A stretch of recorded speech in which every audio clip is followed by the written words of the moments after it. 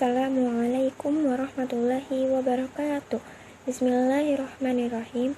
Allahumma sholli ala Sayyidina Muhammadin wa sallim alaihi wa ala alihi. Yang terhormat Bapak Ibu Guru Madrasah Tsanawiyah Negeri Kota Bogor, khususnya Guru Sejarah Kebudayaan Islam kelas 9, yakni Abi Amirullah SPDI dan juga teman-teman sekalian.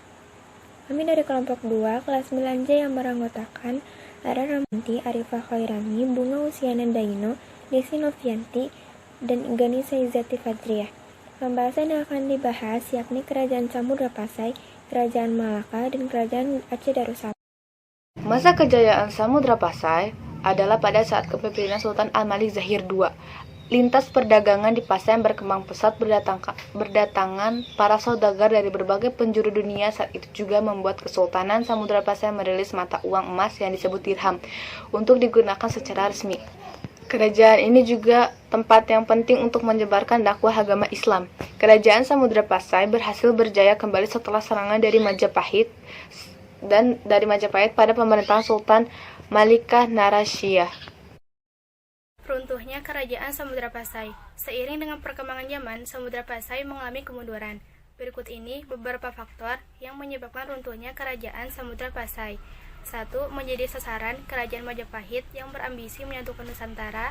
2. Munculnya pusat politik dan perdagangan baru di Malaka yang letaknya lebih strategis. 3. Lahirnya Kerajaan Aceh Darussalam yang kemudian mengambil alih penyebaran agama Islam. Peninggalan Kerajaan Samudra Pasai. Berikut ini peninggalan-peninggalan Kerajaan Samudra Pasai, yaitu 1. Makam-makam yang bertuliskan nama Raja-Raja Samudra Pasai. 2. Koin berbahan emas yang menjadi alat pembayaran pada zamannya. 3. Lonceng Cakradonya. 4. Hikayat Raja-Raja Pasai. Kerajaan Malaka yang terletak di Semenanjung Malaka, sekarang bagian dari Malaysia, dibangun oleh para Meswara atau Iskandar Shah yang telah menganut agama Islam. Ia melarikan diri ke Malaka dari serangan Kerajaan Majapahit. Kondisi ekonomi kerajaan ini cenderung stabil.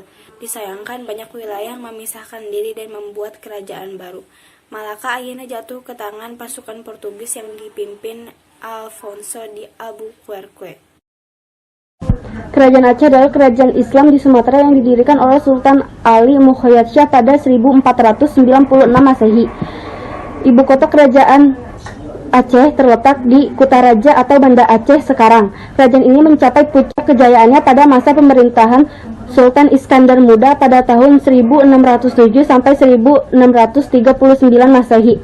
Selain itu, kerajaan Aceh tidak lepas dari letak kerajaannya yang sangat strategis, yaitu di dekat jalur pelayaran dan perdagangan internasional. Di bawah kekuasaannya, Aceh berhasil menaklukkan Pahang yang merupakan sumber timah utama dan melakukan penyerangan terhadap Portugis di Melaka. Sekian dari kami kelompok 2, kurang lebihnya mohon maaf apabila ada salah kata. Wabillahi taufiq wal hidayah. Wassalamualaikum warahmatullahi wabarakatuh.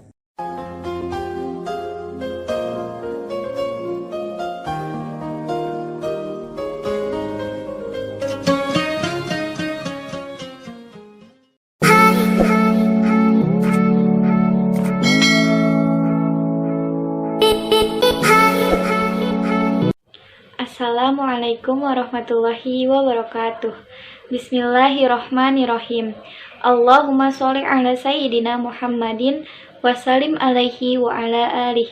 Yang saya hormati Guru Madrasah Tsanawiyah Negeri 1 Kota Bogor, khususnya Guru Sejarah Kebudayaan Islam kelas 9, yakni Abi Amirullah SPDI. Kami dari kelompok 2 kelas 9A yang beranggotakan 1. Az-Zahra Nurul-Fariyah, 2. Chelsea Awalia, 3. Dina Wulandari, 4. Muhammad Al-Kausar Nugroho, 5. Muhammad Ibnu Waris Saputra. Yang akan kami bahas yakni Kerajaan Samudra Pasai, Kerajaan Malaka, dan Kerajaan Aceh Darussalam. Kerajaan Samudra Pasai merupakan kerajaan Islam pertama di Nusantara yang berkuasa dari abad ke-13 hingga abad ke-16. Samudra Pasai terletak di pesisir utara Sumatera, lebih tepatnya di kota Lusemawe, Aceh. Kerajaan Samudra Pasai didirikan oleh Nazimuddin Al-Kamil, seorang laksamana dari Mesir. Nazimuddin kemudian mengangkat Marasilu sebagai pemimpin pertama Samudra Pasai dengan gelar Sultan Malik Al-Saleh. Kendati demikian, Marasilu yang diakui sebagai pendiri dan pemimpin pertama Samudra Pasai. Sementara raja atau sultan yang berhasil membawa Samudra Pasai pada puncak kejayaan yaitu Sultan Mahmud Malik Az-Zahir yang berkuasa dari tahun 1326 sampai 1345. Kerajaan Samudra Pasai menjadi pusat perdagangan karena letaknya strategis di dekat Selat Malaka. Di abad ke-13, Selat Malaka merupakan jalur perdagangan internasional yang dilalui pedagang dari Jazirah Arab, India, dan Cina. Kerajaan Samudra Pasai merupakan gabungan dari dua kerajaan, yakni Samudra dan Pasai. Penggabungan tersebut dilakukan oleh Marasilu, raja pertama dengan gelar Sultan Malik Al-Saleh yang memimpin dari tahun 1285 sampai 1297. Setelah Marasilu wafat, digantikan oleh putranya bernama Sultan Muhammad yang bergelar Malik At-Tahir 1297 sampai 1326. Masa kejayaan kerajaan Samudra Pasai berlangsung saat dipimpin oleh Mahmud Malik Az-Zahir. Sultan Mahmud Malik Az-Zahir adalah raja ketiga Samudra Pasai yang memerintah dari tahun 1326 sampai 1345. Ia meneruskan memimpin setelah Marasilu atau Sultan Malik Al-Saleh, raja pertama, dan Sultan Muhammad Malik Az-Zahir atau Sultan Malik At-Tahir, raja kedua. Pada masa kepemimpinannya, kerajaan Samudra Pasai mengalami perkembangan pesat dan terus menjalin hubungan dengan kerajaan-kerajaan Islam di India maupun Arab. Puncak kejayaan kerajaan Samudra Pasai juga ditandai dengan aktivitas perdagangan yang sudah maju, ramai, dan menggunakan koin emas sebagai alat pembayaran. Pada masa kejayaannya, Samudra Pasai merupakan pusat perniagaan penting di kawasan Nusantara. Samudra Pasai memiliki banyak bandar yang dikunjungi oleh para saudagar dari berbagai negeri seperti Cina, India, Siam, Arab, dan Persia. Kerajaan ini juga dikenal sebagai penghasil rempah-rempah terkemuka di dunia dengan lada sebagai komoditas andalannya. Di samping sebagai pusat perdagangan, Samudra Pasai juga merupakan pusat perkembangan agama Islam. Menurut Ibnu Battuta, Sultan Samudra Pasai disebut dengan sosok yang menjunjung tinggi agama dan berhasil mengislamkan penduduk di daerah-daerah sekitarnya. Masa kejayaan Samudra Pasai juga dipengaruhi oleh lemahnya pengaruh kerajaan Sriwijaya. Kemunduran. Seiring perkembangan zaman, Samudra Pasai mengalami kemunduran. Berikut beberapa faktor yang menyebabkan runtuhnya kerajaan Samudra Pasai. Menjadi sasaran kerajaan Majapahit yang berambisi menyatukan Nusantara, munculnya pusat politik dan perdagangan baru di Malaka yang letaknya lebih strategis, lahirnya kerajaan Aceh Darussalam yang kemudian mengambil alih penyebaran agama Islam. Peninggalan. Makam-makam bertuliskan nama raja-raja Samudra Pasai, koin berbahan emas yang menjadi alat pembayaran pada zamannya, lonceng Cakradonya, hikayat raja-raja Pasai. 2. Kerajaan Malaka. Kerajaan ini pernah menguasai wilayah semenanjung Malaka dan Riau. Penguasa atau rajanya yang pertama adalah Iskandar Shah. Ia merupakan raja pertama kerajaan Malaka yang masih keturunan Majapahit yang kalah dalam perang Parekrek. Nama aslinya adalah Paramisora. Adapun para penerusnya adalah Muhammad Iskandar Shah, Sultan Muzaffar Shah, Sultan Mansur Shah atau Laksamana Hang Tuah yang sangat berjasa pada masa pemerintahannya, serta Sultan Alauddin Shah. Pada masa pemerintahan pertama Parameswara atau Raja Iskandar Shah, Kesultanan Malaka berada di puncak kejayaan. Letak kerajaan Malaka yang dekat dengan Selat Malaka membuat kerajaan ini menjadi pusat perdagangan terbesar di Asia Tenggara. Wilayah kekuasaan Malaka semakin meluas pasca ekspansi, mencangkup semenanjung Malaya hingga pantai timur Sumatera. Kemudian, di masa pemerintahan Sultan Mansur Shah, tidak hanya perekonomian yang terus meningkat, penyebaran agama Islam juga semakin meluas di Malaka. Pada masa kekuasaan Sultan Alauddin Shah, kondisi ekonomi kerajaan cukup stabil, tetapi secara politis mengalami kemunduran. Hal ini disebabkan banyak daerah yang ditaklukkan, kemudian melepaskan diri, serta terjadi beberapa pemberontakan oleh Sultan Mahmud Shah. Kerajaan Malaka dipengaruhi oleh dua budaya, yaitu Melayu dan Islam. Hal ini menjadikan kerajaan Malaka memiliki corak budaya egaliter, terbuka, demokratis, serta menghargai budaya lain. Karena kesuksesan Kesultanan Malaka menarik banyak para musuh yang mengincar kawasan perniagaan, terutama kolonial Portugis. Pasukan Portugal yang berada di bawah pimpinan Alfonso de Albuquerque melakukan serangan ke Malaka pada tahun 1511. Masih di tahun yang sama, Kesultanan Malaka semakin melemah dan runtuh, akhirnya jatuh ke tangan Portugis.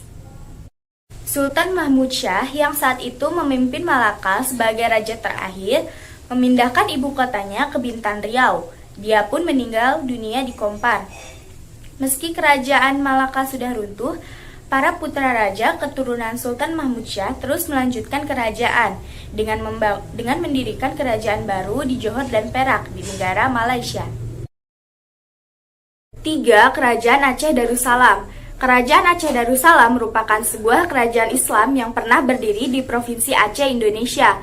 Kerajaan ini terletak di utara Pulau Sumatera dengan ibu kota Banda Aceh Darussalam, dan sultan pertamanya adalah Sultan Ali Mughayat Shah yang dinobatkan pada Ahad 1 Jumadil Awal 913 Hijriah atau 8 September 1507.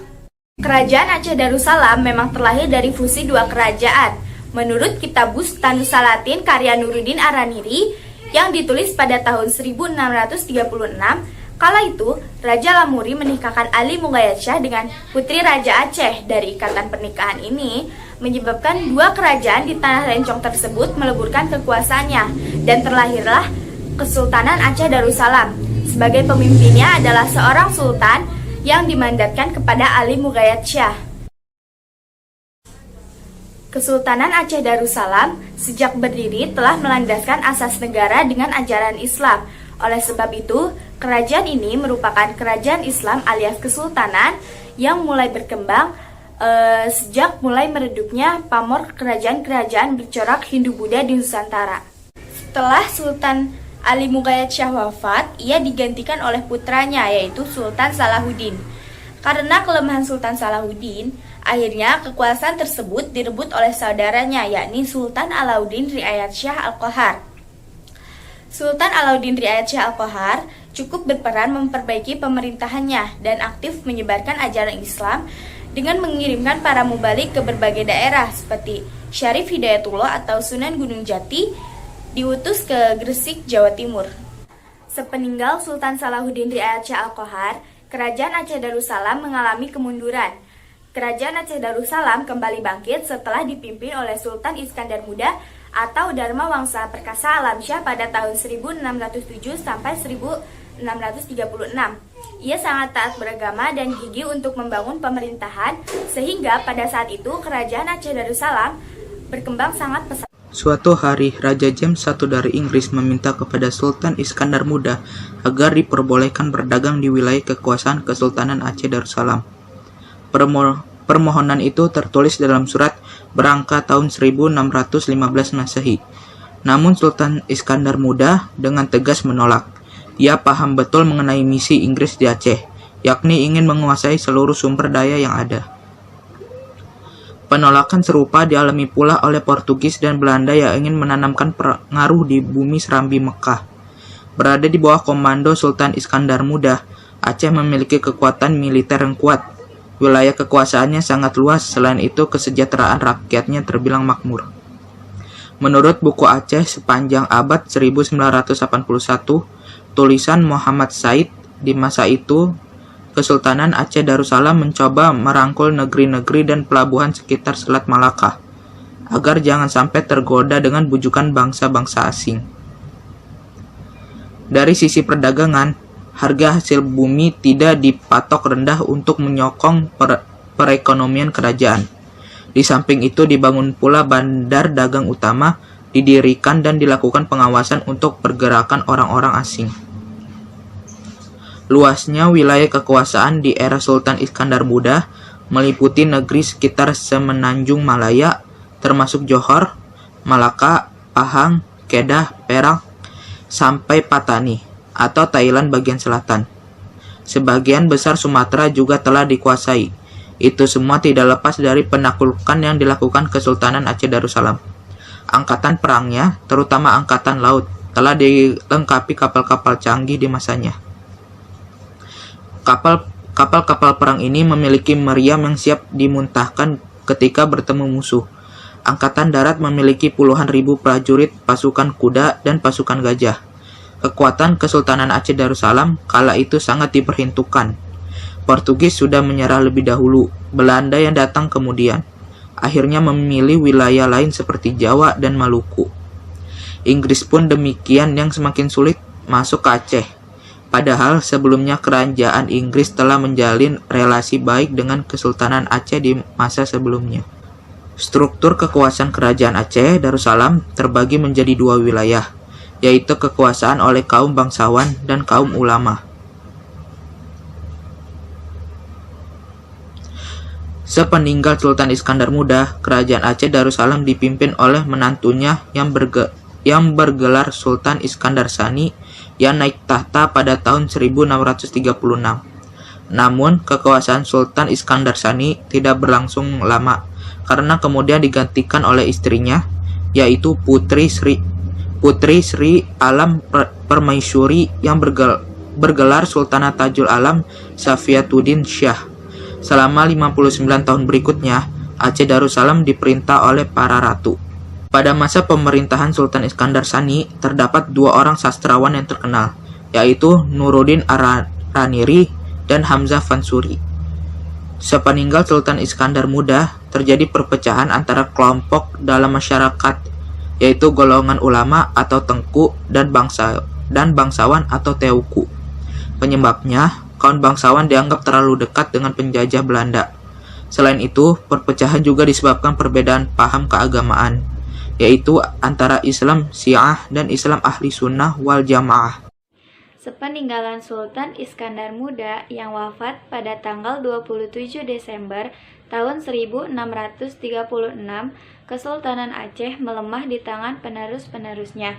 Kesultanan Aceh perlahan merosot wibawanya dan mulai terpengaruh oleh bangsa lain.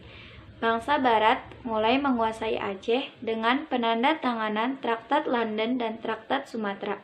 Pada tanggal 26 Maret tahun 1873, Belanda menyatakan perang dengan Kesultanan Aceh dan terjadilah Perang Sabi selama 30 tahun. Banyak jiwa yang menjadi korban. Akhirnya, Sultan Aceh terakhir, Sultan Muhammad Daud Shah, mengakui kedaulatan Belanda di Aceh. Sejak saat itu, wilayah Aceh masuk secara administratif ke dalam Hindia Timur Belanda atau Netherlands Oost-Indie yang kemudian menjelma sebagai Hindia Belanda, cikal bakal Indonesia. Kesusastraan Aceh Darussalam yang cukup terkenal adalah Bustanus Salatin dan Hikayat Putro Gumbok Meuh. Sisa-sisa peninggalan Kesultanan Aceh Darussalam masih ada yang bertahan hingga sekarang. Beberapa di antaranya adalah Masjid Raya Baitur Rahman di Banda Aceh, Taman Sari Gunungan, Benteng Indrapatra, dan Meriam Kesultanan Aceh. Di samping itu ada pula Masjid Tua Indrapuri, Makam Sultan Iskandar Muda, uang emas Kerajaan Aceh, stempel cap Sikureung, Kerhov, pedang aman nyerang, dan berbagai naskah karya sastra. Sekian yang dapat kami sampaikan, semoga bermanfaat. Kurang lebihnya, mohon maaf.